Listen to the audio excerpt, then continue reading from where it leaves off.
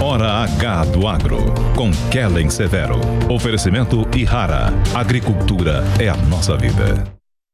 Olá, sejam muito bem-vindos ao Hora H do Agro, um painel onde discutimos e analisamos os temas que mais importam para o agronegócio brasileiro.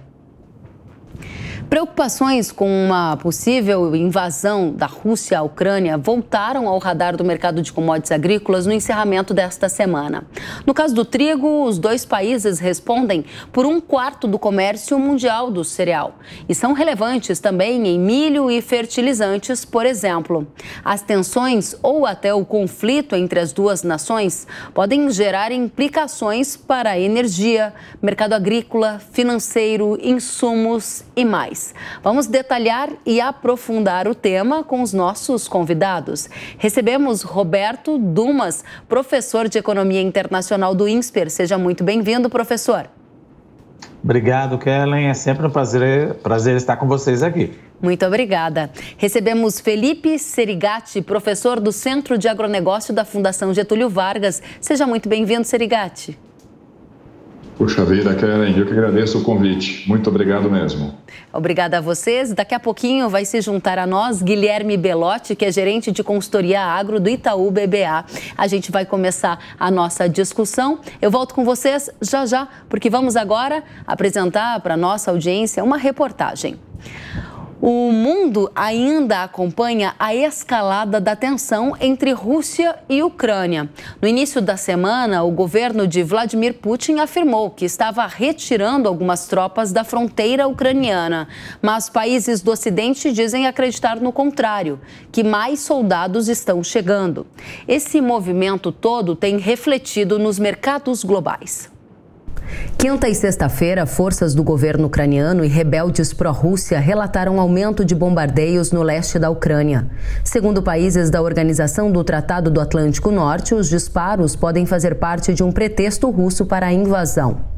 O secretário de Estado dos Estados Unidos, Antony Blinken, chegou a afirmar no Conselho de Segurança da ONU que a Rússia pode lançar um ataque falso ou real com o uso de armas químicas. Mas Moscou nega as acusações do Ocidente. Toda essa incerteza reflete nos mercados. Os contratos futuros do trigo voltaram a subir mais de 2% no fim da semana, com investidores temendo uma guerra iminente. Os futuros da soja e do milho também operaram em alta. Vamos já iniciar essas discussões ouvindo, primeiramente, o professor Roberto Dumas. As projeções sobre o risco de conflito em grande escala variam muito. Qual é a sua visão? Veja, primeiro, o que me assustou um pouco, o que me surpreendeu de certa maneira, foi achar que toda a tensão havia sido diminuída. Por que a tensão havia sido diminuída? Isso aconteceu coisa de uns 2 dias atrás, né? Porque a gente sabe, a tensão aumenta, a tensão diminui, a tensão aumenta, a tensão diminui. Então, a última vez que a tensão diminuiu foi o seguinte, o argumento da Rússia foi que, olha, a tensão diminuiu porque a Ucrânia se prontificou a não mais entrar na OTAN.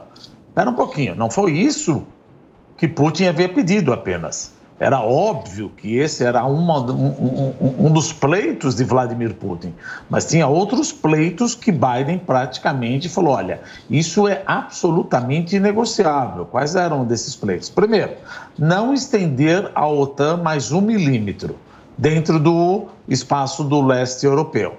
Isso o presidente John Biden não prometeu. Segundo, uma tentativa de parar com os movimentos militares, ou melhor, desmilitarizar as antigas repúblicas soviéticas, vamos pensar Letônia, Lituânia, Estônia, Polônia, República Tcheca, Hungria, etc. Falou, vamos parar com os exercícios militares nessa parte, apesar de ser da OTAN. O Joe Biden não aceitou nada disso. Então ele chegou e falou, bom, já que a Ucrânia não vai entrar na OTAN, eu vou desescalar a tensão. Mas ó, aí vem uma coisa. A Ucrânia, a gente pode discutir isso daqui ou não, a Ucrânia já está na OTAN. Ela pode não estar de jure, mas ela já está de facto. Porque o que é a OTAN, a Organização do Tratado Atlântico Norte? Resumindo aqui, atacou um, atacou todo mundo. Então, a Ucrânia não estando dentro da OTAN, olha só que interessante, ela não faz parte da OTAN, mas sabendo que ela vai ser invadida, os espanhóis já estão mandando armamentos, os franceses mandaram, não sei se os britânicos mandaram, a Letônia, a Lituânia, a Estônia, a Hungria já estão ajudando militarmente, ou seja, esses países que fazem parte da OTAN, inclusive os Estados Unidos, já estão ajudando a Ucrânia. Então você fala, qual é a diferença agora de você fazer parte da OTAN ou não fazer parte da OTAN? Então causou uma estranheza, coisa de umas 48 horas atrás, porque a coisa muda, né, a cada 24 horas. Tipo, olha, já que você não vai entrar na OTAN, vamos desescalar e vamos mandar. A hora que essa notícia chegou, eu achei um pouco estranho, porque analisando geopoliticamente, não foi isso que Putin pediu. Quer dizer, foi isso que Putin pediu, mas foi uma demanda de Putin. E essa demanda de jure, tudo bem, você não quer entrar na Ucrânia, você não entra. Você não quer entrar na OTAN, você não entra. Mas se por acaso você atacá-la, a maior parte dos países da OTAN que fazem parte lá, que estão na OTAN, no leste europeu e até mesmo da parte ocidental europeia, nós vamos ajudar de alguma forma. E isso causou uma estranheza danada. Tanto é que depois de, não 48 horas, 24 horas, os Estados Unidos falaram, olha, espera um pouquinho. As forças militares, de 100, 120 mil militares, etc., eles não estão saindo. Pelo contrário, já aumentaram mais 7 mil militares. É bem verdade que se você conversar com colegas, amigos ou correspondentes que moram na Polônia, na Hungria, na República Tcheca, eles falam o seguinte, gente, vamos parar com isso, vocês estão exagerando. Isso conversa deles. A Ucrânia sempre foi cercada, segundo eles, né, sempre foi cercada por militares russos com receio de que a OTAN fosse para cima da Ucrânia. Mas esse nível de tensão, e vamos combinar, né, Kellen? Quem estuda um pouco de geopolítica e guerra, a gente sempre acaba descobrindo, estudando e percebendo o seguinte, uma guerra dificilmente ela começa do tipo, estou declarando deliberadamente guerra com você. É um tiro mal dado, é um tiro de um lado separatista que dá e que acaba afundando um navio do outro lado, e isso acaba suscitando mais tensões. Então, acho que a tensão vai continuar. A tensão vai continuar, a gente volta a tratar desse tema com você, Dumas, daqui a pouquinho. Vamos passar para o lado econômico da história e ouvir Felipe Serigatti. O mundo está vivendo um processo de alta da inflação. Se acontecer um choque adicional em função de conflito entre Rússia e Ucrânia, qual será a posição dos bancos centrais ao redor do mundo e qual é o efeito disso na prática para o agro, Felipe? Sem dúvida alguma, né? E parte desse processo nós estamos vendo e essa semana acho que foi um bom exemplo. Então, caso haja ali a concretização de um conflito, mesmo que seja em menor escala, de repente apenas ali um atrito mais entre os separatistas na região de Donetsk, o fato é, o mercado vai reagir de maneira diversa, como a gente viu essa semana. De um lado, o preço do petróleo operando em patamares mais elevados, preço de grãos, primeiramente o trigo, mas naturalmente isso puxa os demais grãos operando em patamares elevados. Talvez numa primeira leitura seja razoável dizer, olha, dependendo do momento em que o agro brasileiro for comercializar a sua produção, isso até pode ter um caráter positivo. Mas eu acho que no agregado, na soma da figura como um todo, a situação não é confortável. De um lado, a gente vai ter uma volatilidade maior, como o professor Dumas colocou, olha, lá na terça-feira, os mercados se acalmaram, abriram ali um leve sorriso, com aquela notícia de que as tropas, ou parte das tropas, estavam voltando para casa. No momento que a gente conversa, o assunto é praticamente diferente. Nós estamos falando da expulsão do embaixador. Gente, em termos diplomáticos, pelo menos para mim, como um leigo, é um gesto bastante agressivo, né? E aí a gente viu novamente os preços subindo. Olha a volatilidade disso. Como se não bastasse, toda essa turbulência está desembarcando no mundo pós-pandemia, e aqui eu estou sendo mais otimista, naturalmente, com relação à evolução da questão sanitária, que está passando por um processo inflacionário. Gente, nós estamos falando de pressão em preço do petróleo, pressão em preço de gás natural e, indiretamente, em preço de alimentos. Num mundo que já está operando num processo inflacionário em patamares históricos. Para os Estados Unidos, é a maior inflação dos últimos 40 anos. Para a zona do euro, a maior inflação que aquela moeda já viu.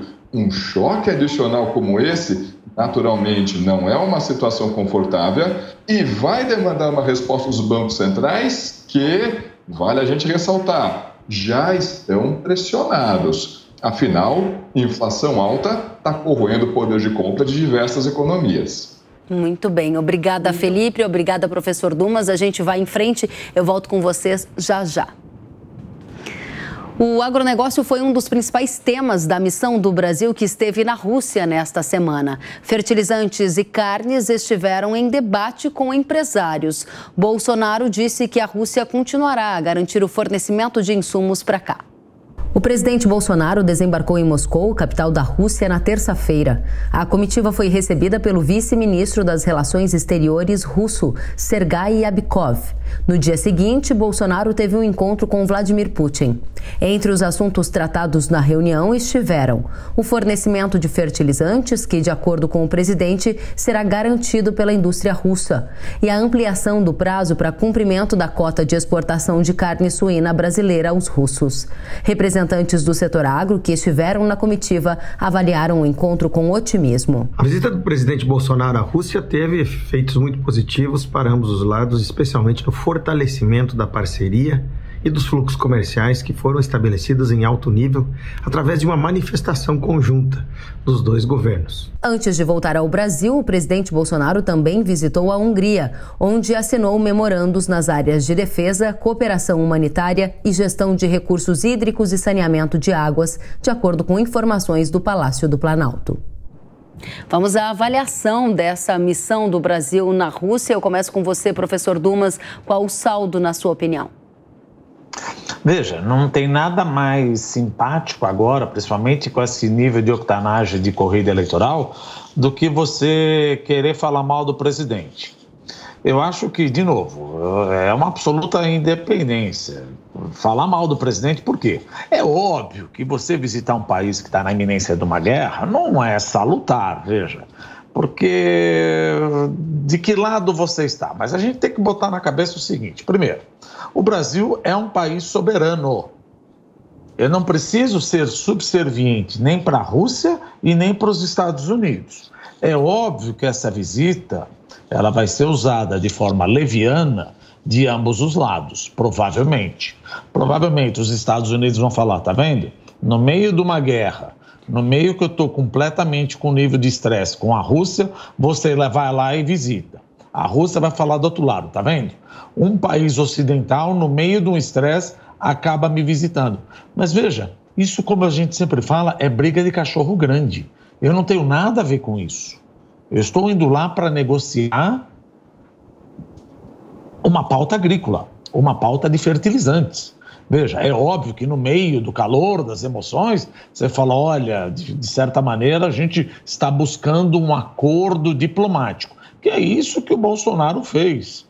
Então, de novo, cancelar, que todo mundo fala, cancelar a visita seria só por problemas de cuidado, vamos dizer assim. Agora, cancelar a visita, você mostraria uma subserviência aos Estados Unidos. Não cancelar a visita, você está mostrando que está concordando com a Rússia. Veja, então é importante que o presidente, como ele fez, veja, ninguém está defendendo ninguém aqui, nós estamos fazendo uma análise imparcial. Como ele fez, falou, eu não estou aqui para discutir Rússia, eu não estou aqui para discutir Ucrânia, eu não sei o que está acontecendo e nem quero saber. O que a gente quer é que seja negociada a paz e que tudo acabe bem. Agora, vamos aos business. O que nós estamos conversando aqui é fertilizante, carne e como a gente pode aumentar o nosso comércio bilateral de agronegócio. Então, foi isso que o presidente fez. Então, a gente precisa parar com essa coisa e falar, você deveria ter ido, você não deveria ter ido. Essa visita já estava combinada antes. Se fosse marcada no início ou depois da crise, fala, puxa vida, o momento não é adequado. O momento é óbvio que não é adequado, gente. Está no meio de uma guerra. Mas agora, você desmarcar, você está marcando para um lado. Ou sou subserviente ao outro, ou estou a favor do outro. De novo, é briga de cachorro grande, eu não tenho nada a ver com isso. Meu interesse é agronegócio e acabou. E eu não vou dar opinião, nem eu não, né? O presidente, não, como ele o fez, não tem que dar opinião de nada sobre Rússia e Ucrânia. Não cabe à República Federativa Brasileira se posicionar a favor desse ou daquele, formalmente. E foi isso que o presidente fez de forma exemplar, na minha opinião.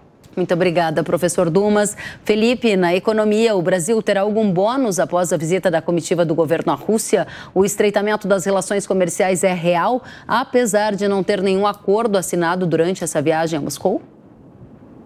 Justamente isso. Então, um acordo formal, até onde a gente sabe, não houve. Mas é uma ótima sinalização.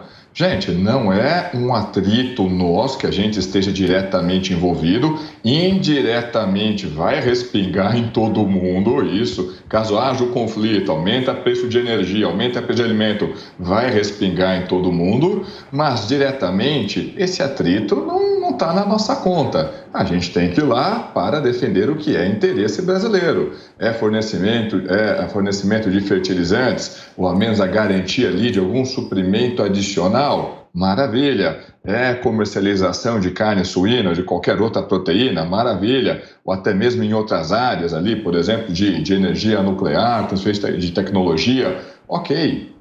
Não é novidade para nós isso. Vamos lembrar juntos aqui, quando teve atrito comercial entre os Estados Unidos e a China abriu os portos para receber um volume maior de grãos brasileiros e a gente até recebeu prêmio aqui nos nossos portos acima da média histórica. Maravilha, é um atrito entre dois gigantes, nós não temos que comprar nenhum dos dois lados, abrindo oportunidade, vamos aproveitar. E não é também exclusividade brasileira isso. No momento em que a gente está conversando, ou pouco antes, por exemplo, está se flexibilizando regras para se comercializar junto com o Irã. Ora, por que isso não aconteceu há 2 meses atrás? Olha, o mundo está olhando, dizendo, olha, talvez falte petróleo. Nós somos com um grande fornecedor de petróleo aqui chamado Rússia, que a gente vai ter que talvez cercear o comércio dele. Ok. O que a gente vai fazer? Vamos tentar abrir uma outra porta. A mesma coisa está valendo para a gente. A nossa ministra Tereza Cristina está lá no Irã tentando negociar. Gente, vamos precisar de ureia. Está assumindo algum lado? De forma alguma. Mas se está abrindo ali uma oportunidade, se a gente realizar comércio, seja apenas de defender o interesse nosso, essa agenda tem que ser tocada sem dúvida alguma. Muito obrigada, Felipe. Muito obrigada, Dumas. Daqui a pouquinho se juntará a nós Guilherme Belotti para esta análise e a gente vai seguir em frente com mais geopolítica mundial e efeitos no agro do Brasil. A geopolítica mundial também está no radar do agronegócio. Os efeitos das sanções econômicas dos Estados Unidos e Europa contra a Belarus estão sendo monitorados pela cadeia produtiva do Brasil.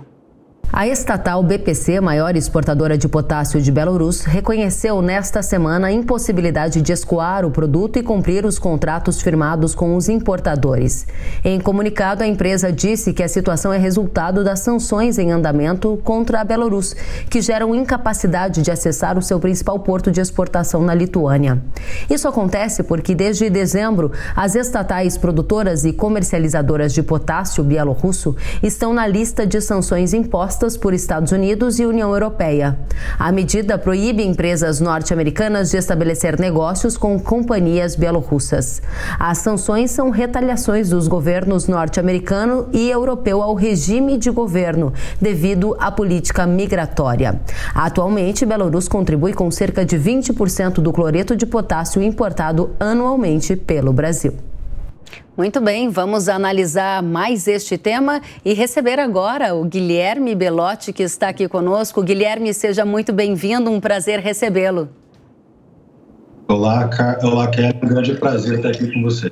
Guilherme, que é gerente de consultoria agro do Itaú BBA e entrou aqui no meio dessa nossa conversa, estávamos ansiosos para ouvir as suas colocações também. Já trouxemos alguns elementos da tensão entre Rússia e Ucrânia e efeitos tanto na geopolítica mundial, no cenário internacional, quanto na economia. A gente gostaria de te ouvir neste momento sobre efeitos para o mercado de grãos, para o mercado de fertilizantes, já que você cobre esses dois temas também. Perfeito, obrigado. De fato, é um tema que tem chamado muita atenção e nos preocupa, né? Do ponto de vista de grãos, a gente está atravessando um período marcado por balanços globais apertados para a grande maioria das commodities, né? E, além disso, alguma possível ruptura no fluxo global também prejudicaria muito a disponibilidade em vários países consumidores e importadores e, consequentemente, abrir espaço para aumentos adicionais das cotações que certamente seriam sentidos pelos consumidores aí ao redor do mundo, né? Nós não podemos perder do radar que a Rússia e a Ucrânia são importantes fornecedores de trigo, por exemplo, para o mercado global, notadamente a Rússia. No caso do milho, a Ucrânia aí é o quarto maior exportador global do produto, né, atrás de Estados Unidos, Brasil e Argentina, e nesse período de disponibilidade baixa, reduções do fluxo vindo desses dois países certamente afetariam as cotações internacionais. E uma segunda derivada disso é que nós não também podemos esquecer que nós vamos começar a efetuar o plantio de primavera no hemisfério norte, né? E esse cenário aí de tensão entre Rússia e Ucrânia pode acabar afetando a área plantada e, consequentemente, prorrogar aí algum arrefecimento que nós esperaríamos aí nas cotações a reboque de um aumento da oferta global desses produtos agrícolas, né? Eu vou fazer mais uma pergunta para você, Guilherme, desculpa interrompê-lo, até porque você chegou um pouquinho depois aqui por questões nossas. A minha pergunta é, o efeito na área de plantio dos Estados Unidos tem a ver com potencial redução de fertilizantes, disponibilidade por questões logísticas e de frete, né, em função de toda a tensão que envolve aquela região do leste europeu? Isso seria um dos motivadores para uma potencial redução de área plantada nos Estados Unidos? Se acontecer, aí a gente entrou na esfera de fertilizantes, depois de que você disse que para os grãos o cenário é altista. Perfeito. Tem influência, sim. Nós temos observado aí os preços dos fertilizantes em patamares bastante elevados. Eles pegaram carona no cometa aí ao longo de 2021 e mais que duplicaram. Se nós pegarmos aí os três grandes macronutrientes, né, os nitrogenados, os fosfatados e os potássicos, explicado em primeiro momento por um grande aumento da demanda que houve tanto no hemisfério norte quanto no hemisfério sul, e mais recentemente por problemas de energia e também por toda essa tensão geopolítica que tem afetado aí a oferta global de fertilizantes, né? E claro que isso acaba influenciando a decisão do agricultor na alocação de área, né? Especificamente nos Estados Unidos, quando nós olhamos o ratio ali, a relação entre o preço de soja e preço de milho, que é uma variável que nós utilizamos como proxy para ver qual é a tendência diária, hoje, pela própria relação de preços, ela nos diz que a área de soja tende a ser um pouquinho maior, que provavelmente nós teremos uma migração de área de milho para a soja. Além disso, a cultura de milho é uma cultura mais intensiva na utilização de fertilizantes, né? Notadamente nitrogenado, soja fixa nitrogênio biológica naturalmente, né?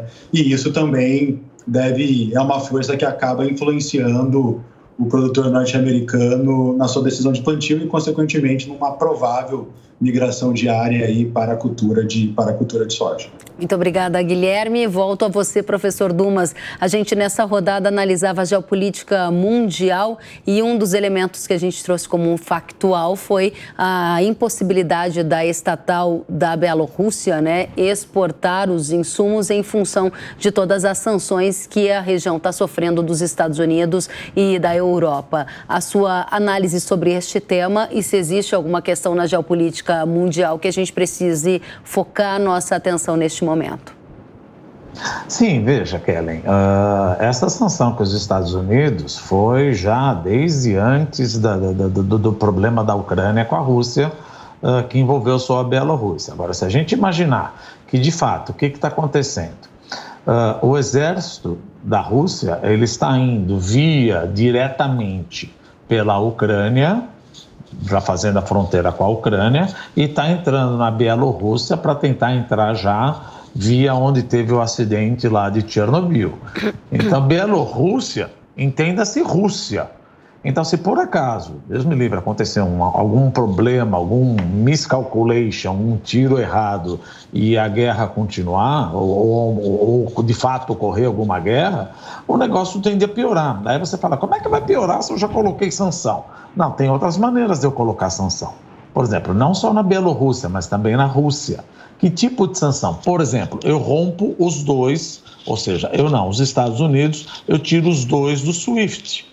Society Worldwide Interbank Financial Telecommunication, que nada mais é do que um Gmail do Global Banking.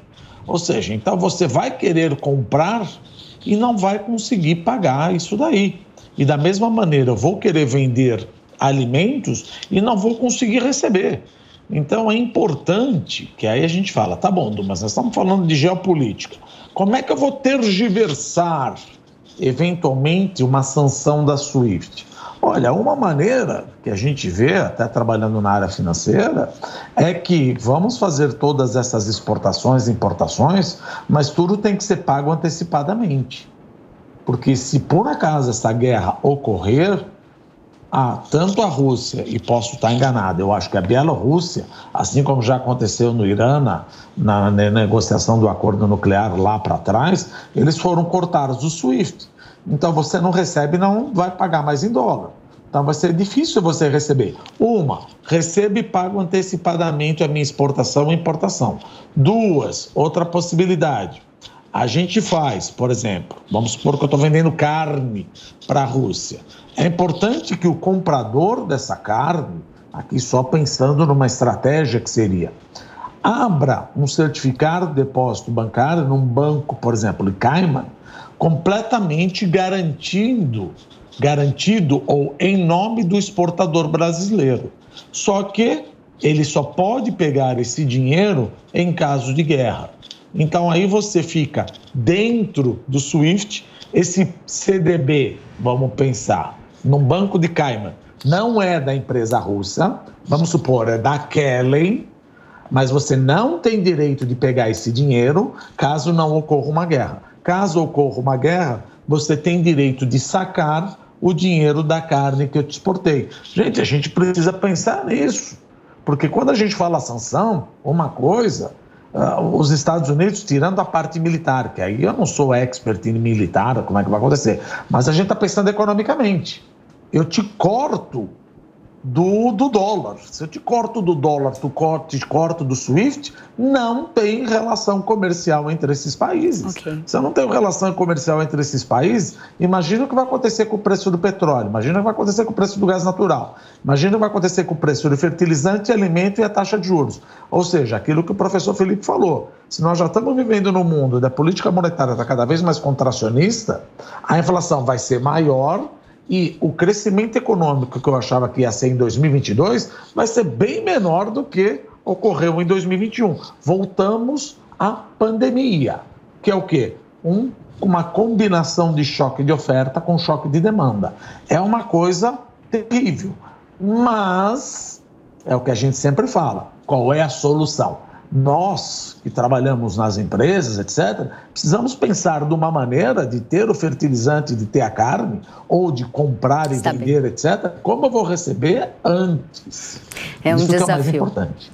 Obrigada, professor Dumas. Felipe Serigatti, gostaria de ouvi-lo, né, nesse cenário, assim, quais são os efeitos nesses bloqueios na infraestrutura em função dessas sanções aos países, como a gente citou aqui no caso da Bielorrússia, e esse case, né, muito atual referente à área de fertilizantes. Pois é, então quando a gente olha aqui para o universo agro, gente, tem diversos desafios, né? Então, vamos começar com o mais direto, que está colocado aqui em cima da mesa, que é justamente custos de produção. Então, imagina o pessoal que está se preparando ou tentando ali fazer o nosso plantio da segunda safra, o nosso plantio de inverno. E aí, a que custo de produção essa parte da nossa safra vai operar? Isso imaginando que o pessoal efetivamente vai conseguir ter acesso a esses insumos. E veja que essas restrições, esses problemas não estão exclusivamente localizados aqui no leste europeu. Diversos insumos de produção, alguns defensivos, por exemplo, o caso do glifosato que nós tivemos esta semana, com a notícia de uma importante empresa do setor dizendo: então, gente, parece que eu tive problema em alguma fábrica e talvez por motivo de força maior eu não consiga cumprir todos os contratos dentro do prazo. Gente, temos ali uma dor de cabeça para ser contornada. Como se não bastasse, olhando principalmente aqui para a América do Sul, São Pedro não ajudou 100%, né? Ok, para a região centro-norte, o volume de chuvas foi razoável, em algumas regiões até foi excessivo, mas para a maior parte da América do Sul, região sul brasileira, o Paraguai, gente, a seca no Paraguai foi muito complicada, foi realmente do mal. Produção na Argentina, e aí volta ao ponto que Guilherme colocou. Nós estamos, os Estados Unidos está iniciando, o Hemisfério Norte iniciando a sua safra com estoques de passagem bem estreitos. E aí, então, estoque de passagem bem estreito já pressionaria, já cria fundamentos para que esses preços operassem com sustentação em patamares elevados. Todo esse clima, seja de um lado elevado custo de produção, seja risco geopolítico, cria mais sustentação para esses preços. O curioso vai ser, se eu puder fazer aqui a piada a partir do que o Guilherme colocou, Guilherme, como é que vai ser os próximos relatórios, projeção de área do USDA? Vamos lembrar que no último relatório o USDA continua atrasado. Ele fez uma projeção muito conservadora do tamanho da quebra de safra que nós vamos ter aqui na América do Sul. E com especial destaque para o caso brasileiro, só para a gente voltar para esse ponto de inflação, quando a gente olha lá para o Sul, a gente, perdeu milho, perdemos soja, só que a gente perdeu também 2 outros produtos que vão bater diretamente ali nos domicílios. Uma safra menor do lado do arroz e do lado do feijão. Somente isso, o arroz e feijão, 2 produtos muito essenciais na nossa cesta básica. E agora, Banco Central, temos um abacaxi para resolver, só que esses 2 produtos, junto com gasolina e energia elétrica, causam um mal-estar danado. Olha que belo abacaxi está em cima da mesa.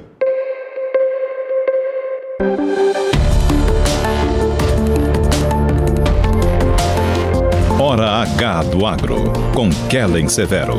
Oferecimento Ihara. Agricultura é a nossa vida.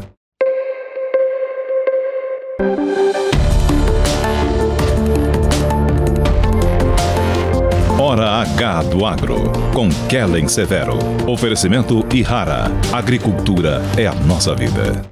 É um desafiozão que a gente tem pela frente, né? Agora, Guilherme, a gente estava tratando justamente da questão da Bielorrússia e essa situação envolvendo a estatal exportadora de fertilizantes de lá. Você acredita que esse é um problema que se resolverá em pouco tempo ou ele significa um desafio adicional para a formação de preços de fertilizantes que podem ter uma tendência mais altista? É difícil, né? Precisar a duração desse problema, a duração da direção da cláusula de força maior e, consequentemente, do não cumprimento dos contratos, mas o bottom line aqui é que ela traz uma grande preocupação para o mercado como um todo, né? Reforça essa tendência aí de preços elevados dos fertilizantes ao longo da formação da próxima safra, da safra 22-23 para as culturas anuais e para as culturas perenes aqui, né, preços já elevados na safra corrente. E voltando para as culturas anuais, para a formação da safra 22-23, a depender da extensão da dificuldade de abastecimento, nos preocupa a disponibilidade plena do produto no Brasil ao longo da próxima safra, né? Claro que não é o cenário base, faltar produto, mas não dá para descartar a hipótese de que existe sim um risco de cauda aí de que isso possa ocorrer para quem ficar no final da fila. Então, resumidamente aqui, ele sustenta as cotações em patamares ainda bastante elevados e aumenta o risco de disponibilidade para a próxima safra aqui no Brasil. Obrigada, gente. A gente volta a conversar já, que agora a gente vai dar início a um outro tema, né? Sobre geopolítica mundial, mas sobre o acordo de Putin com o presidente chinês Xi Jinping. Se ele traz alguns outros efeitos de curto prazo para o agronegócio. Afinal, a gente estendeu um pouco mais a pauta. E vamos já começar esse bloco. Então, quero saber de você, professor Dumas, qual é o significado dessa aproximação entre China e Rússia e que tipo de implicação objetiva isso pode ter de curto prazo para o agronegócio do Brasil?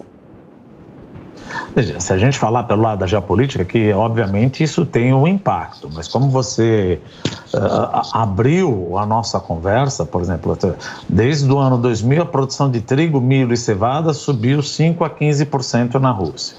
É o quarto maior exportador de milho atrás dos Estados Unidos, Brasil e Argentina. Trigo, Rússia e Ucrânia Rússia e Ucrânia respondem por cerca de 1/4 do comércio mundial. Como é que a gente pode ler isso daqui? Da mesma maneira que eu leio quando o Brasil fala para mim e fala para a China. A China depende mais de mim do que eu dependo dela. Ou seja, a China não é besta. A China está dando os seus pulos e falando, olha, pelo lado agro, eu preciso fazer os meus acordos comerciais assim como qualquer administrador financeiro. Eu não posso ficar dependendo só do Brasil. Eu não posso ficar dependendo do Brasil quando principalmente o Brasil fala, olha, não é por nada, mas eu estou aqui em berço esplêndido e quer queira ou quer não, você vai continuar dependendo de mim. A China vive numa ditadura. Uma ditadura, ela consegue só se manter através de crescimento econômico. E além de crescimento econômico, é não impondo fome na população. Estamos falando, é um capitalismo de Estado. Esse capitalismo de Estado, para evitar uma tensão social, nada mais é do que, por exemplo, dando renda para a população e não deixando essa turma passar fome. Então, eles estão fazendo o quê? Diversificando os fornecedores. A gente já sabe que na África estão abrindo várias partes, mas a África está longe de substituir o Brasil. Mas ele não acha que a África vai substituir o Brasil. Mas a África, a Rússia, a Ucrânia, a Bielorrússia e todo mundo começa pelo menos a diminuir a dependência do Brasil, que o Brasil já mostrou que falou, olha, você depende de mim, então praticamente eu estou com a faca e o queijo na mão. A China ouviu, não gostou e antecipadamente já está tomando suas medidas de diversificação de fornecedor. Obrigada, professor Dumas. Guilherme, gostaria de saber se você concorda. A aproximação da Rússia com a China significa algum risco para a demanda de grãos na América do Sul, para o Brasil especialmente, com a China mais próxima do leste europeu, que tem aumentado a produção de grãos? Isso poderia gerar uma diminuição na fome chinesa e ela compraria potencialmente menos do Brasil? Isso aparece no seu cenário de curto, médio ou longo prazo? Não, nós temos uma visão muito parecida com a do professor Dumas aqui no que diz respeito à estratégia chinesa de diversificação de pauta de fornecedores, né? Como comercializantes seculares, né? O professor Dumas morou lá na China durante algum tempo, profundo conhecedor. Eles estão longe de serem bobos, né? Então, obviamente, há uma estratégia de aumento de produtividade, de incentivo à produção local e também da diversificação da pauta fornecedora, e isso já era esperado. No curto prazo, no entanto, o alcance dessas medidas nós ainda olhamos com uma certa cautela, achamos que ela possa vir a ser relativamente limitada, né? Principalmente quando nós pensamos no horizonte de 1 a 2 anos aqui, isso porque, como nós comentamos, o professor Felipe também ressaltou no comentário anterior, nós estamos passando por um período de cobertor curto, né? Então, se eu deslocar esse cobertor para um lado, vai faltar grão do outro lado. Então, por mais que nós possamos ser afetados no curto prazo por uma redução do relacionamento com o cliente, que é super importante, quando a gente olha a demanda global, a cobertura de um buraco aqui pela Rússia abriria outro buraco em outra região, e certamente o Brasil seria uma fonte relevante aí de grãos, né? E numa perspectiva de médio e longo prazo, ela traz preocupações, é uma equação que não é fácil de ser resolvida para a China conseguir originar grãos na magnitude necessária em outras origens, além de prescindir de Estados Unidos, Brasil e Argentina. E tem uma outra força aqui que está acontecendo no mercado internacional que diz respeito aí ao novo modelo de produção de biocombustíveis, né, biocombustíveis avançados, muito atrelados aí ao diesel verde, e a demanda que isso vai exigir de óleos vegetais e, consequentemente, de óleo de soja, e o impacto que isso tende a ter no longo prazo na demanda pelo produto e, consequentemente, de ar. Então, a despeito de toda dessa estratégia de diversificação de pauta de originação da China, nós acreditamos que, é muito difícil você prescindir de Brasil, e dois, há outros canais de demanda que devem surgir ao longo dos próximos anos também de maneira mais relevante. Muito obrigada, Guilherme. Professor Felipe, qual é a sua visão sobre os efeitos da aproximação da China com a Rússia, né, do ponto de vista da economia mundial, da economia brasileira, do agro? Então, não tenho muita coisa acrescentada, que já foi colocado aqui. No curto prazo, provavelmente o impacto, pensando em agro, né? O impacto, eu acho que não é grande, talvez seja até residual. A própria pauta exportadora dos dois países, elas não são tão semelhantes assim.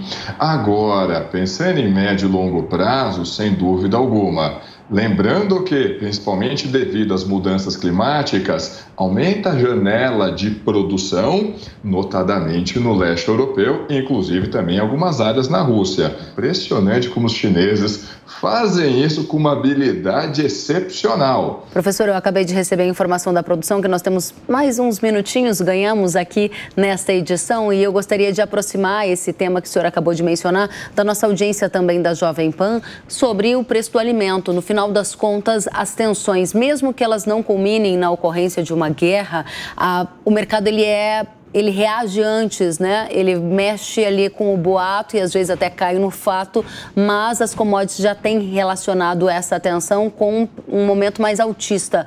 O preço do alimento ao brasileiro vai seguir historicamente alto daqui para frente, também baseado nessa situação que acontece envolvendo Rússia e Ucrânia? Veja, em economia você nunca lacra futuro, porque é uma ciência social. Mas eu digo que existe uma enorme probabilidade. Sabe qual é o problema, Kelly? É óbvio, todo mundo come. Ninguém está falando, olha, você come. Só que o alimento, ele prejudica justamente o mais pobre. Por quê? Porque a cesta de bens dele é muito mais composta por alimentos. Qual é o problema disso para a gente trazer mais para agro, para a economia?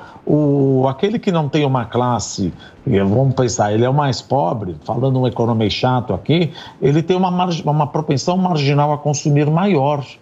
Então, se a inflação de alimentos sobe, a renda do trabalhador que consome mais cai. Se cai, o consumo cai. Veja, o Brasil é um país voltado para o consumo. Então fica a pergunta para 2022. Qual vai ser meu motor de crescimento? Se o consumo não vai crescer como eu achava, investimento não vai ser tão lá essas coisas, porque a taxa de juros subiu e eu estou aqui com uma inflação, gasto do governo não tem, exportação vai bem, obrigado, mas não é o motor que decola o meu avião. Então por isso que me preocupa um pouco o que vai acontecer com o PIB do Brasil em 2022. Muito obrigada, professor. Guilherme, a pergunta para você, a primeira parte dela é efeitos objetivos para o agronegócio no curto prazo das tensões envolvendo Rússia e Ucrânia. E se você acredita que essas tensões podem culminar numa guerra, qual é o segundo cenário, o cenário de futuro? Então, presente e futuro, a sua visão.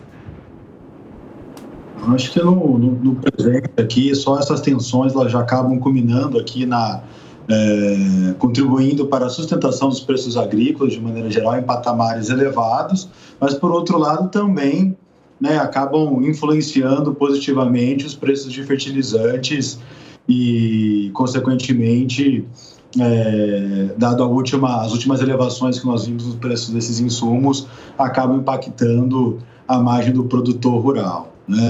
E no segundo momento, se eventualmente nós caminharmos de uma tensão para efetivamente uma invasão, isso é prejudicial para todo mundo, concordo muito com o professor Dumas que isso acaba impactando o crescimento econômico global e, consequentemente, enfraquecendo aqui a demanda por produtos do agronegócio, por mais que é possível se argumentar que parte deles sejam inelásticos à renda, mas de qualquer maneira dados os patamares que nós temos hoje de preço, que já são tão elevados, eventualmente o espaço para você transmitir esse preço para a ponta, certamente ele ficará muito mais limitado. Então, no frigir dos ovos, Keren, essa tensão comercial, ela tende a ser maléfica no médio prazo para todos, se isso de fato se materializar em uma invasão.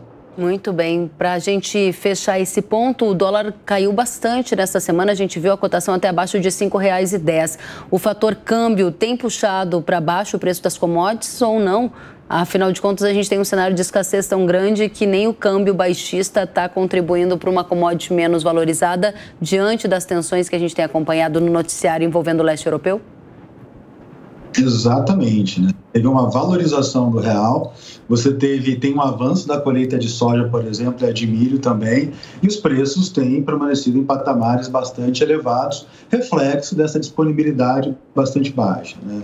Agora, o ponto relevante aqui, aproveitando o gancho, diz respeito aqui à comercialização da safra 22-23 e a importância da gestão de risco, né? Os produtores estão começando a firmar custo num patamar de taxa de câmbio ainda desvalorizada, e a depender de como se comportar a economia ao longo de 2023, pode ser que o câmbio o real apresente alguma valorização e, consequentemente, impactar a formação de preço no próximo ano, corroer as margens esperadas dos produtores. Por isso a relevância de você fixar a relação de troca, de fazer a gestão de risco, de lançar a mão de ferramentas hoje que são possíveis de você garantir pisos de preço e se apropriar de possíveis elevações para minimizar o risco das margens que nós já prevemos que serão mais apertadas ao longo do próximo ano.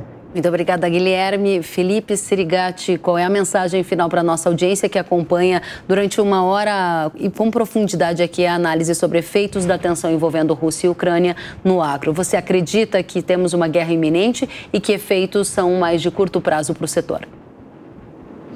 Bom, aqui eu vou assumir o papel mais otimista, mesmo que seja ilusório, mas a minha preferência, naturalmente, é que não haja esse conflito, que a diplomacia, de alguma forma, mesmo que demore, consiga encontrar ali algum consenso, consiga evitar esse tipo de atrito, sem dúvida alguma. No entanto, eu acho que isso vale não só para o universo agro, mas para a economia brasileira como um todo. Provavelmente, pautas como essa vão ficar mais frequentes. Vamos imaginar a seguinte situação? Vamos imaginar que os quatro estivéssemos conversando aqui, mas há 6 meses, em agosto do ano passado. Nossa pauta não seria a Rússia. Nossa pauta seria o quê? Atritos no Mar do Sul da China. Em outras palavras, esses riscos geopolíticos, provavelmente, nesse momento ali em que uma potência hegemônica está perdendo força e outras potências estão tentando disputar um espaço maior, esse tipo de atrito ele vai se tornar mais frequente, de forma sintética. Provavelmente, essa nossa conversa a respeito do atrito entre Rússia e Ucrânia, e leste europeu, é apenas um capítulo de um livro maior. E esse livro maior é justamente essa transição que a gente está vendo na geopolítica mundial. Talvez daqui a 6 meses para frente, a gente esteja aqui reunido, conversando também sobre algum risco geopolítico, só que agora em algum outro lugar do planeta. Em outras palavras, seja para o agro, para a economia brasileira, gente, mantenha o radarzinho ligado, porque esses riscos geopolíticos vão estar mais presentes e vão estar no processo de formação de preço de alimentos a energia e combustíveis. Por fim, eu lembro de algo que você disse lá no início sobre as tensões trazendo um impacto também na inflação do mundo todo e a ação dos bancos centrais apertando o cerco. Isso significa que no Brasil você prevê uma taxa de juros acima de 12% diante de todo esse cenário, seja interno, de pressão, da seca, da safra, seja externo, dessa geopolítica? Então, esse ponto é fundamental, né? Porque na pesquisa Focus, a medida das projeções está rodando justamente em torno de 12%, a taxa de juros. Só que essa mesma mediana, a mesma pesquisa Focus, está colocando a inflação em 5,5%. Pera lá, com tudo isso de choque, risco climático, será que a inflação vai conseguir cair de 10,4% que a gente tem no momento para 5,5%? Gente, o desafio é grande. Porém, a única coisa que, curiosamente, está trazendo alívio nas últimas 3 semanas foi justamente o dólar. O dólar que puxou fortemente a inflação desde o início da pandemia. Obrigada, Felipe. Muito obrigada aos nossos convidados. Agradeço especialmente ao Roberto Dumas, professor de Economia Internacional do INSPER. Muito obrigada. Volte sempre. Agradeço. Obrigado, eu que agradeço. E só complementar, tomara que Tucídides esteja errado, né? Muito obrigada. Da Guerra do Peloponeso. Obrigada também a Felipe Serigati, professor do Centro de Agronegócio da Fundação Getúlio Vargas. Obrigado especialmente pela sua presença. Volte sempre, Felipe. Eu que agradeço o convite. Foi um prazer dialogar com vocês, gente. Muito obrigado. Guilherme Belotti, gerente de consultoria agro do Itaú BBA. Muito obrigada pela presença. Volte sempre. Agradeço especialmente a você também. Muito obrigado, Kelly. É sempre um prazer estar aqui com vocês. Muito obrigada a vocês. A gente se despede. E também agradeço a você que esteve na nossa audiência. Desejo um ótimo dia e até a próxima. Tchau, tchau.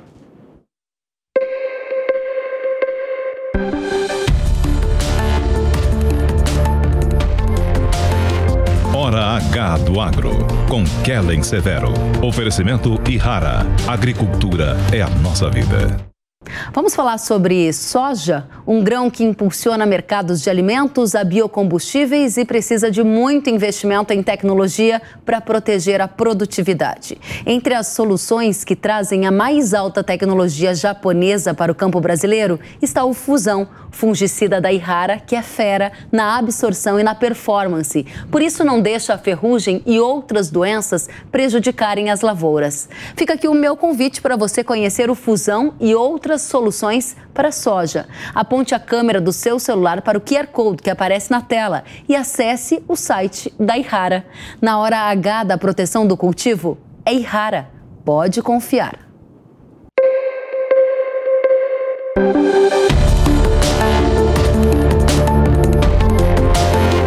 Hora H do Agro, com Kellen Severo. Oferecimento Ihara. Agricultura é a nossa vida.